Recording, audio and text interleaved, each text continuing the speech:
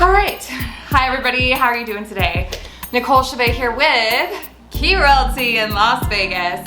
So I wanted to do a couple of quick clips based on the day I had today. I'm doing my best to keep up with you guys and get this stuff out there as much as I can. I'm getting busier and busier right away. So it's kind of crazy. It's like it's all just kind of falling in place. For me, it's been quite the journey. If you've watched my other videos, you know that I went to school for, you know, the pre-licensing education, the post-licensing education. I got my license, I waited on that, I did this, I did that, right? So I got it all done, and now we're up and running. This video I want to talk about measuring your properties that you're listing. What do you think's better? Your phone or a measuring tape? I'm going to say, and this is a topic we talked about before, we discussed a little bit, where you know you have to go with whatever technology you're comfortable with. I have talked to people that have sworn by their phones. I'll turn this is actually an octopus I painted, put it on a phone case. But anyways, they have sworn by the app, the free app that you get with the iPhone. And so I was like, you know what if I have an emergency and I'm really going to need to try to figure it out without one of these? So I was like, I'm gonna try this out. So I did it, and you have to put the phone, once you have the app open, against the wall, and kind of like taking a picture, or by the wall, not against it. If you're too close, it won't detect it. And then you gotta click on the little dot, and then you'll see a dot show up on the wall. And I guess we're seeing here the phone is supposed to pick up on how far away you are and account for that. And when you take that dot and you go to another wall for that dot, anyways. And it's kind of cool because you can follow the line with the phone and see that measurement in the air, right? It's so neat. But so I did this, and I did it, and I did it, and I don't know if I did something wrong, but I just did not feel comfortable with it at all. I went back and I was like looking at previous listings that were put out there with you know, of the measurements with the similar square footage and layout of the home that I am listing. And I noticed that there were quite a few discrepancies. So I'm going to clear a couple of things up for you guys today.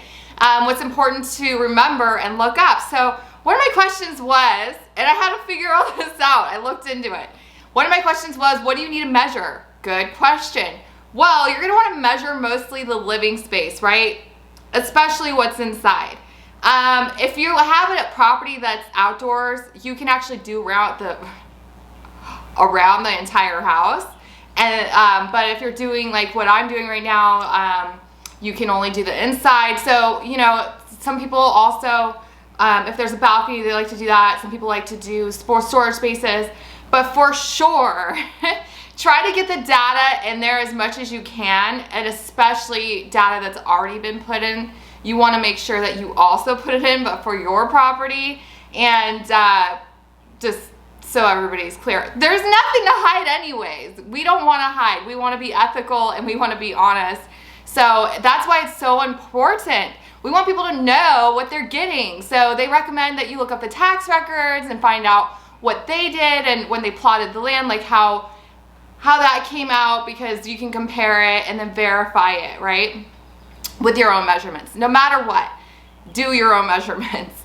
Now, something I noticed was, even with the same floor plans and the same square footage, people were coming up with completely different measurements. And what needs to be noted here is that, you know, okay, yeah, so we're measuring by feet, guys. Just remember that. We're measuring by feet and then inches.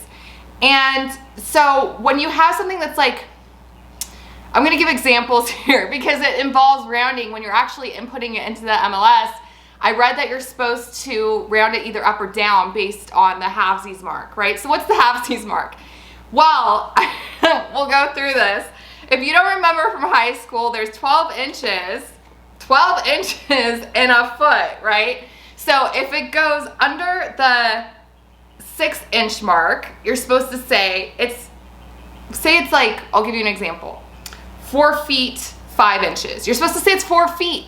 If it goes above that, right, 4 feet 7 inches, you're supposed to say it's 5 feet. So you kind of have to estimate and round either up or down, and if it's in the middle, it's, I guess, up to the discretion of the agent, right? But it's important to try to be accurate because we want to be honest in our marketing. So I made sure that I did this and I tried it out, and after I saw that and I figured it out, I went back and I re-measured everything with a measuring tape because I felt so much more comfortable, because I was like, I actually saw the number. I know where the tape was when it started and it ended. I don't know if I trust that sensor thing. You guys should comment below and let me know what you think about it. Maybe it's accurate, maybe it's not. Maybe I wasn't using it right, but I don't know. I just don't trust it. There's something about it. I'm like, I don't know if it's accurate or not. And the funny thing is I left my little clipboard at home and I used my phone to write notes in, which was cool. So now I can always refer to that. But those are some important things to remember.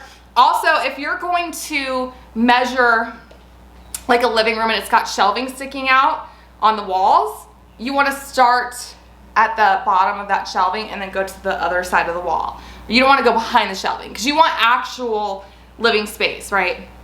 So that's important. Somebody mentioned that. What else? I'm trying to think of anything else I can recall that would be important. So of course you want to do the bathrooms, the bedrooms, the kitchen, the living area, the dining area, all the main rooms, if you have a den, anything like that. And then, like I said, it's good to have the other measurements. You're mostly going to be asked for those measurements. But I'm going to tell you, if you're doing it, just get it all done, just in case. Because they might ask you, the buyer might ask you, what's the measurements on the rest of the stuff? You want to make sure it's correct. Or, you know, you don't have to worry about it and just wait till they ask you and then you can do more measurements. But I think the more information, the better if you can.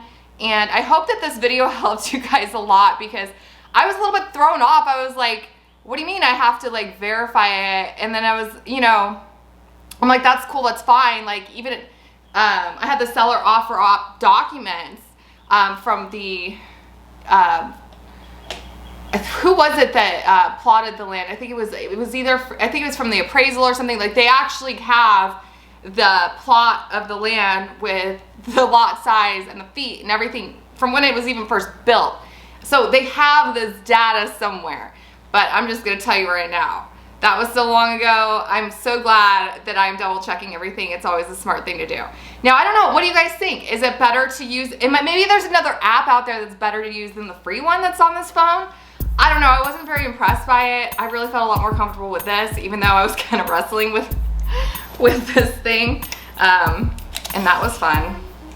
So anyways, if you guys are in real estate and you have to measure your homes, I hope this helped you out just a little bit, because I had to look it up myself, and after I gathered all the information I had, I was like, I'm gonna help everybody else out and I'm gonna pass this on because I'm gonna put it all in one place. Definitely don't forget to like, subscribe, hit the bell for notifications, and I will see you guys next time.